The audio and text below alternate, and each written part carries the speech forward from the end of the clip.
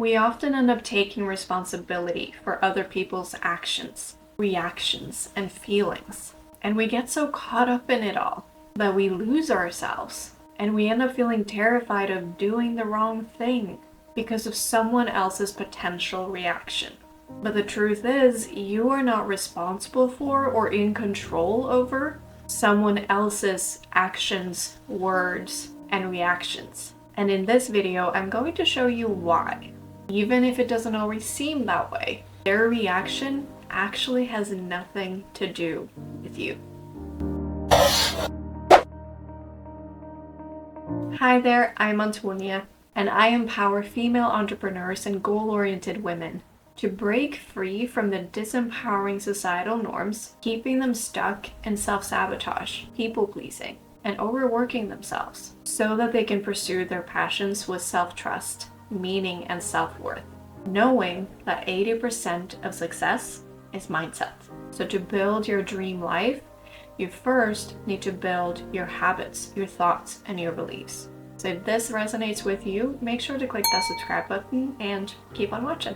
So I just want to clarify a little bit, because yes, sometimes you can say something or do something that hurts other people. And you can need to own up to that and apologize for that and take ownership over that. That's absolutely true.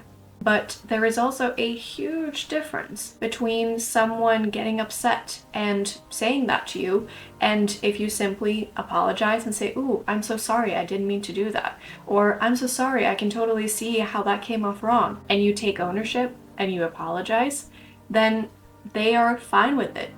They forgive you. They move on. Versus when you can just do kind of anything and it causes this huge reaction. Or when you're doing something that doesn't actually have anything to do with the other person, meaning you make a life choice for yourself and your sibling or your partner or your friend has this huge reaction to that, when in truth, this life decision had nothing to do with them specifically. It was your life decision. Or if you're just approaching a topic and you want to have a conversation with someone, or you're doing something and it just causes this really, really big reaction. And that reaction involves a lot of aggression, blaming, judging, and essentially no self-awareness, true full apology, and taking ownership over their own parts and their own lives. And it's in those situations and in those relationships where we so often end up thinking that we need to be perfect in order to just get a human interaction with this person. And we end up thinking that when they react towards us and when they do something to us, when they say something or they take an action that hurts you, that this has everything to do with us and that we did something wrong and that this is our fault. And that we could somehow control it, and that we could somehow do something or be something that would result in them not doing that. But that isn't true. And I remember specifically in a time in my life where I was making some really bold and new choices in my life. And I was making decisions that were about me and were my way of protecting my own peace and setting boundaries and changing the way I had been approaching things. And I had people in my life who reacted very strongly to that. And even though those decisions weren't in direct relation to these people, they still reacted very strongly. And instead of coming with openness, curiosity, and empathy, or even just sadness and wanting to explain their own situation from a loving place, they came with aggression and judgment and anger. And a lot of pain that, quite frankly, I couldn't do anything with. That was their pain to solve and to take care of. But when this happened, I started finding myself in a place of doing my very best to try to accommodate their needs in other ways. And not only did it feel really uncomfortable to get these reactions, but I also tried to, okay, if I'm going to stick to this, then let me just try to accommodate their needs in another way. And basically, I was getting stuck in this people-pleasing mindset of, I need to do something so that they will accept me. And when that happened in those relationships, I kind of spiraled into doing that everywhere and in any relationship. And at some point, I just felt like I kind of just lost myself in it all. And I actually ended up having this realization that I had actually partially lost my identity within it all. And so I just want to tell you a quick story because my name, my actual name, is a little bit complicated to pronounce. And that's been the thing for my entire life. People always struggle to pronounce it, and it was always difficult, and it would usually be pronounced in the wrong way and just completely butchered. And so at some point I went to an exchange year in the US, and because Americans were even worse at pronouncing my name, I started to just like, okay, how can I just make this simple, and how can I just like not have to go through the butchering on my name and like have them call me Antoine and Anton and all of those things. I was like, I don't even want to do that. So I just started like, okay, I'll just cut it. So I just went by A, literally just the letter A. And then when I started university in London at an American university, I just stuck with the same thing. I was like, yep, people struggle to call my name. It's hard for them, so I'll just give them the letter. Everyone can handle that. It's all good. And essentially, in my mind, I did that to make it easier for other people. And I made it because I felt like I was being so inconvenient for them. I was making life harder for them. So here is my way of making it easier for them to deal with me. And essentially so that it will be easier for them to deal with me and accept me. So then, like I said, I ended up feeling like I just lost my identity in it all. And at some point I realized that I had quite literally lost my identity in the all, because I had actually taken my own name and cut it in order to please other people and make it easier for other people. And so one, I wanted to make it easier for the other person, but I also didn't want to deal with the discomfort of being misunderstood in a way.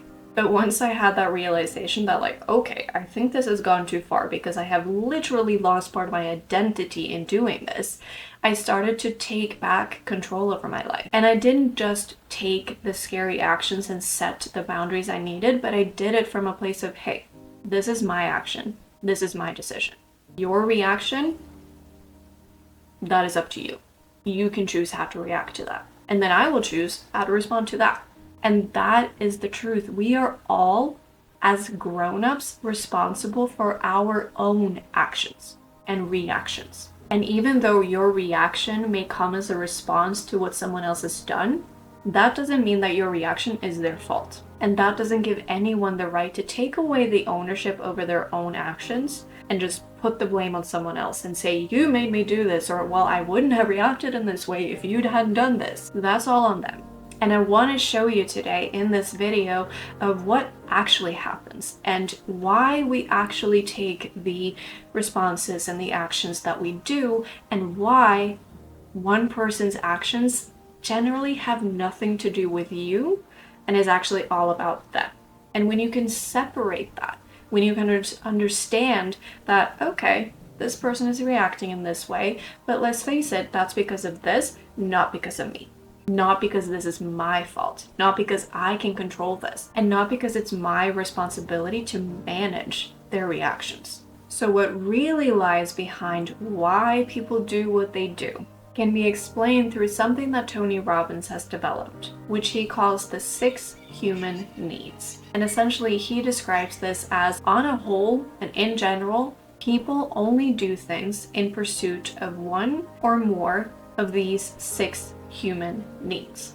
And so before I cover what the 6 human needs are, I just want to remind you and highlight that this doesn't excuse people's behavior or condone toxic or bad behavior. It doesn't mean that you have to put up with bullshit just because it's like, well, they're only doing this in pursuit of a need. I guess I just have to let them. It's not that. That's not the point of this. But it's really just a way of detaching yourself from their reaction and stop identifying yourself with their reaction. And understand that there's kind of a wall between the two of you. If they're putting out a lot of aggression or hurt or pain that they're just kind of putting and blaming on you, there's actually a wall. They might be directing it towards you, but what's really happening is that they're pursuing a specific need, and they're just using you as a vessel to fulfill that need. And they're doing it in an unhealthy way. Because what we can do with these 6 human needs is to fulfill them in healthy ways. But to do that, we take ownership over ourselves, over our own actions, over our own needs, and we fulfill our needs so that we don't get so shook up and so that we don't react so strongly when something isn't fulfilling that need anymore because we know how to fulfill it in a healthy and empowering way. And so I'll explain a little bit more, and I hope that it will make sense as we go. And so the first human need is certainty. And essentially, this one is all about having a sense of certainty and security in your life and feeling like some things are constant or safe or secure. The second human need is variety. And Tony Robbins always talks about this, that if everything was just always the same every single day and you knew exactly what was going to happen, everything was just laid out perfectly, for most people, that will at some point get too boring. And we need a sense of variety. Which is why if you eat the same meal every day, for example, at some point you'll be like, you know what, I would like to try something different today. And then the third human need is significance. This is feeling like we are valuable and that we are important and that what we do or bring to the world has some value to it and that we feel valued by other people. The fourth human need is connection and love. And this one I think is pretty self-explanatory, but one thing that Tony Robbins always mentions when he talks about this particular need is that a lot of times we'll end up settling for connection instead of pursuing love and unconditional love. And that's what will often happen when we rely on conditional acceptance instead of being bold enough to go for unconditional love. And that need is usually the one that you will pursue when you're in that people-pleasing state of trying to accommodate someone else's needs and not be too inconvenient because you still want to have that sense of connection. But the truth is, if you pursue unconditional love and you focus on the people in your life or the people who can come into your life that are actually willing to give unconditional love, then you won't need to do everything perfectly because you'll be around people who allow you to make mistakes and who don't see you as the person who needs to fulfill their needs. And they will support you in what's right for you because they will support you in fulfilling your needs. Hey y'all, I'm not entirely sure what happened, but the part of me recording about the fifth human need just kind of disappeared. So I just wanted to jump in here real quick and cover the fifth human need, which is growth. And essentially these two final needs are a little bit of the next level needs. So the first four ones are kind of the basic needs that we usually go about pursuing and fulfilling first. And then once we have fulfilled those, we can kind of up level into those two final needs. But those two final needs are also extremely important in order for us to really lead fulfilling and passionate lives. So in many ways, you can kind of think of the first four ones as the ones that we need in order to survive, but the ones that really help us lead fulfilling and passionate lives only happen if we also pursue the final two needs. So Tony Robbins has this saying, and I might be paraphrasing it a little bit, but essentially he says that we are either growing or we are dying. So humans have a need to evolve, grow, and learn, and we have a need to level up in life. And so that could be in personal life of you evolving your family life, for example, or it could be in work and career by getting promotions and getting more responsibility. Or it could be by pursuing skills and learning new knowledge. Or it could also be about pursuing personal growth and growing as a human being. And then the sixth human need is contribution. And this is also one of those more elevated needs, not one of the basic needs, but one that we really need to fulfill in order to feel fulfilled and enriched in our lives. And so this is any form of contribution and helping other people, serving, and just making some form of positive impact in the world around you. And so if we can realize that what other people say or what they do or their reactions actually has nothing to do with us, no matter how much you think it does, then it sets us free and it releases us from this constant people-pleasing mode, where we feel the need to justify our actions or change who we are because of someone else's discomfort. Because all of a sudden their need isn't being fulfilled in the way that they've been relying on it to be fulfilled. And then instead of taking ownership over that and finding a new, perhaps healthier way to fulfill their own needs, they put the blame on you and they react upon you because all they really want is for everything to go back to the way it was. But the truth is, the way it was, maybe that was hurting you.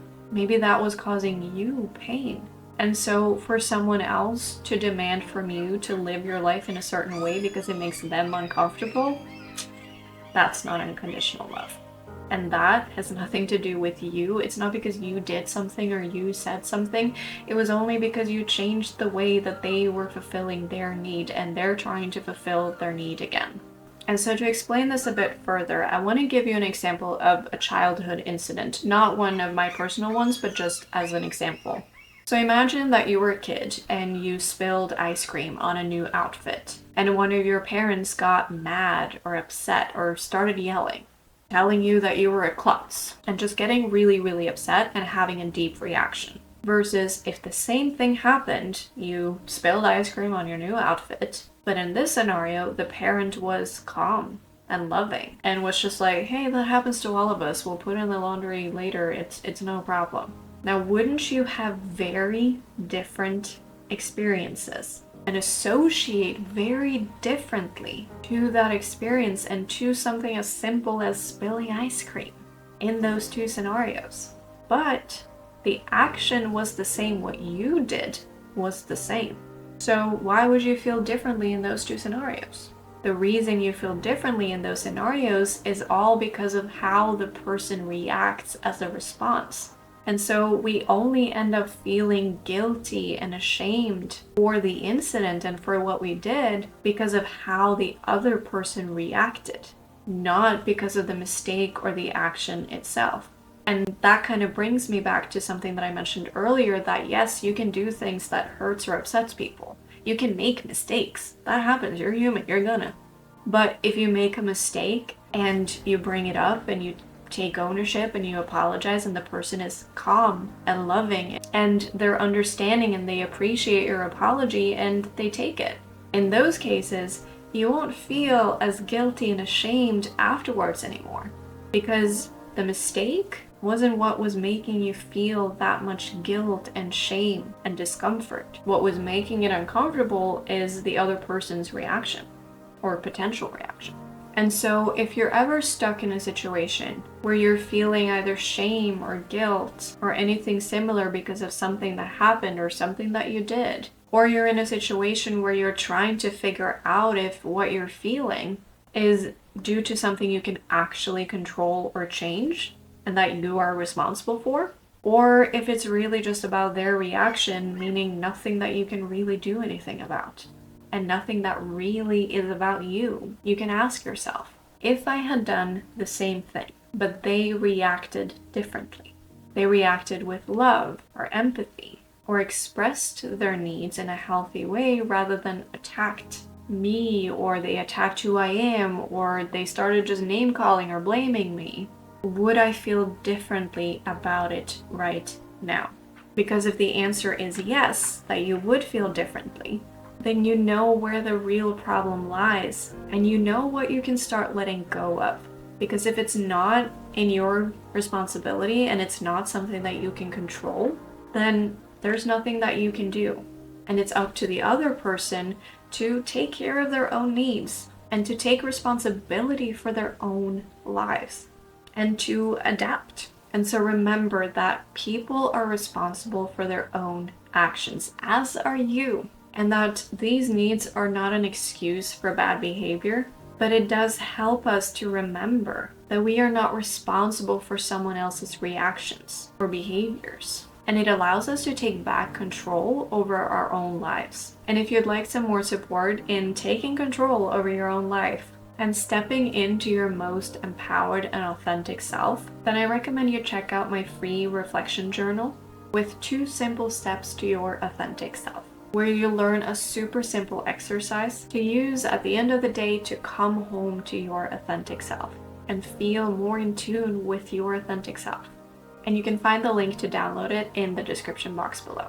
And so I really hope that this video brought you some value and that it helped you realize that you can stop blaming yourself for other people's reactions. And just before we wrap up this video, I want to share with you just an additional little personal story, just because while I'm recording this video, I feel like I'm not 100% sure that the message is going through. And I just really want to try to show you as many ways and examples as possible for you to really see that you can separate and detach yourself from their reaction, and you don't have to feel responsible for the way that they react and feel like you have to change what you do or how you behave or who you are, and essentially stop doing what's best for you and what you need, and stop taking care of your own needs because somebody else's needs aren't being met. And so I just want to go a little bit deeper into the story that I mentioned in the beginning, when I made some life choices and it caused some really strong reactions in people. And I remember that at the time I made these actions and I made these decisions, and at some point it caused some really strong reactions in people. And for me, it was so helpful when I realized that this is not them really reacting to me, and this isn't really anything about me. It's really just them having a need that they're trying desperately to fulfill. And the reason it becomes such a strong reaction is because they don't really know how to fulfill that need in a healthy, empowering way. And so, just as a bit of an example, some of the choices that I was making at a time in my life essentially changed the family structure that I had grown up with, and it made some changes in how the family interacted with each other, and essentially just in how I interacted with the family. But when you have a really toxic family dynamic, it's kind of like everything relies on everyone playing their perfect roles. And it's kind of like a table with 4 legs, and the family members make up the legs. And if one family member changes their behavior or goes out of that toxic dynamic, then all of a sudden the table is wobbly and everyone starts freaking out. And they don't do it consciously, but subconsciously this is creating a shift and a change, and it's causing them to have to deal with things that maybe they have been suppressing and avoiding and ignoring and kind of just pretending like it's not there. And so what I realized was that some of my family members, the way that they were reacting became so clear to me that the way that they were reacting was a desperate need for certainty. And not only was that in relation to my actions, but it was also in relation to something else that was happening in my family at the same time that caused a lot of uncertainty and completely changed the way that my family had thought that things were going to turn out. And so in that time, these family members were dealing with a lot of uncertainty. And what had been secure and certain before had just completely gotten washed away. And so what I realized was that these strong reactions honestly have nothing to do with me. It's just their desperate desire to fulfill this need for certainty. And they're just desperately trying to cling on to anything and kind of bring things back to the way they were so that they can feel that certainty again. And the thing is, when I realized this and when I worked on reminding myself, this is not about me, this is not about me, this is their need for certainty. And when you can look at people and you can not just remind yourself, okay, she told me about these human needs, yeah, it's just that. If you can actually take a look at what they're doing, how they're doing, what have you done, what has changed, then you can start seeing, oh, I see, it's probably this particular need. Or maybe it's these 2 needs combined. If you can really start seeing that, then one, you can start empathizing. Again, not condoning, not being like, yeah, I'll just take whatever because, they have a need to fulfill. But you actually start empathizing and you're like, hey, that's unfortunate. I don't need to, be part of this. But I can have empathy and understand that they're probably just fulfilling this need right now. And it can also help you really detach yourself and feel more empowered and secure in your decisions, because you know that the reasons people are responding badly to it or kind of reacting in a negative way to it isn't because of you, and it doesn't have anything to do with you, and it's not something that you can control. But it's all about them clinging on to these needs and trying to fulfill these needs. And for me, this has been such a helpful way to feel free from people pleasing. And it's something that I constantly have to remind myself and work on and remind myself of, remember, this is not about me. This is about their need. And it also helps me empathize, and it helps me not always feel like I need to defend myself or justify myself, and just kind of step back and be like, hey, if they truly want to understand, they can come. They can be curious. They can be open-minded. They can be empathetic. But if not, then I can simply have the empathy and understanding of, yep, this is not a place where they want to work on this or when they want to understand or collaborate on solutions. It's a place where they're just desperately trying to fulfill a need. And that's not something that I can control. And so with that, I really hope that this video brought you some value, and I hope that the message and the content was clear, and I hope that it can help you feel free from doubting yourself and from feeling like you need to justify every move, and from people pleasing and constantly search for people's acceptance when the truth is there are certain things that you just can't control. And so if you liked it, I hope that you will click the like button because it really helps me out, and feel free to leave me a comment and let me know your thoughts about this topic and whether it helped you and whether it was clear. And also let me know if this kind of topic is something that helps you and is interesting to you. And do not forget to subscribe to the channel so that you don't miss out on new videos. And in the meantime, check out these videos because I really think that they can help you out. And thank you so much for watching.